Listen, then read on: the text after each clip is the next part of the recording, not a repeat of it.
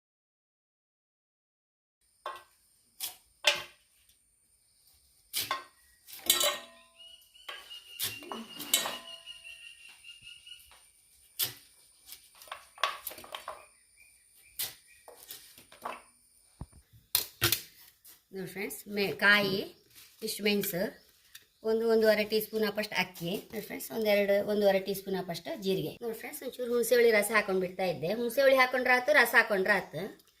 ಇದನ್ನೀಗ ಹಾರ್ಕೊಂಡ್ಬರ್ತೇನೆ. ಒಂದು 4 ಹಸಿಮೆಣಸು ಫ್ರೆಂಡ್ಸ್, ಬೇವಿನ ಎಲೆ, ಇದನ್ನು ಚಕ್ಕಪಕ್ಕ ಮಾಡ್ಕೊಂಡು ಬರ್ತೆ.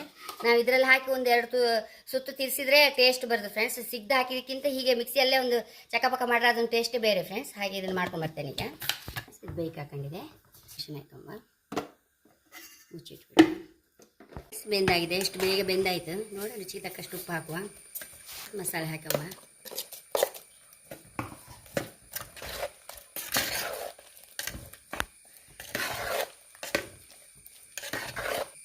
ಅಕ್ಕಿ ಕಾಳು ಹಾಕಿದೇವಲ್ಲ, ಚೂರು ರಸ ದಪ್ಪ ದಪ್ಪಾಯಿ ಹೈ ಕ್ಲಾಸ್ ರುಚಿ ಬರ್ತದೆ. ಅದಕ್ಕೆ ಹೆಚ್ಚು ಹಾಕುದಲ್ಲ, ಚೂರು ಸ್ವಲ್ಪ ಹಾಕುದಷ್ಟೇ.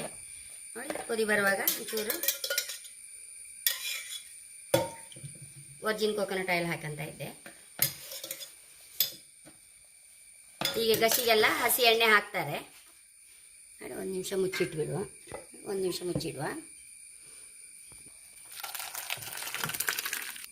ನೋಡಿ, ಹೀಗೆ ನೀರಾಗಬಾರ್ದು, ದಪ್ಪಸ ಆಗಬಾರ್ದು, ಹೀಗೆ ಹದ ಇರ್ಬೇಕು. ನೋಡಿ, ಕರೆಕ್ಟ್ ಬಂದಿದೆ. ಗೆಣಸು ಮತ್ತು ಭೂಮಿ ಅಡಿ ಇದ್ದ ಗೆಡ್ಡೆ ಗೆಣಸು ಸಹ ನಮ್ಗೆ ಆರೋಗ್ಯಕ್ಕೆಲ್ಲ ಒಳ್ಳೇದೇ. ಎಲ್ಲ ಕೆಲವರು ಶುಗರ್ನವ್ರಿಗೆ ಒಳ್ಳೇದೆಲ್ಲ ಹೇಳ್ತಾರೆ. ಎಲ್ಲ ರಿಚ್ ಕ್ಯಾಲ್ಶಿಯಮು ಅದು ಇದೆಲ್ಲ ಇರ್ತದಂತೆ ಅದರಲ್ಲಿ. ಹಾಗೆ ಮರ್ಸನ್ ಗಡ್ಡೆ ಗಶಿ ಹೈ ಕ್ಲಾಸ್ ಆಗಿದೆ. ಖಂಡಿತ ಇದೆಲ್ಲ ಸಿಕ್ಕಿದ್ರೆ ನೀವು ಸಹ ಟ್ರೈ ಮಾಡಿ. ಇದ್ರದ್ದು ಪೋಡಿ ಎಲ್ಲ ಸಹ ಲಾಯಕ್ ಆಗುತ್ತೆ ಫ್ರೆಂಡ್ಸ್. ಪೋಡಿ ಸಹ ಮಾಡ್ಬೋದು. ಅಕ್ಕಿ ಹಿಟ್ಟು ಮಸಾಲ ಮಾಡ್ತೇವಲ್ಲ, ಆ ಪೋಡಿ ಸಹ ಮಾಡ್ಬೋದು, ರುಚಿ ಆಗ್ತದೆ.